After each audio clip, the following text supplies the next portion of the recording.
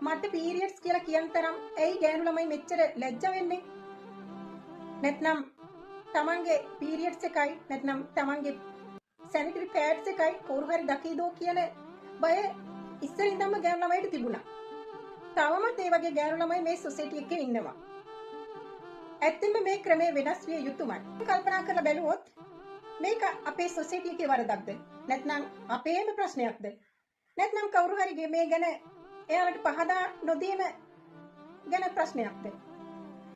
ඒ වගේම පිරිමි ළමයිටත් මේ ගැන කවුරුත් තේරුම් කරලා දීලා නැහැ. ඉස්සරින්දම.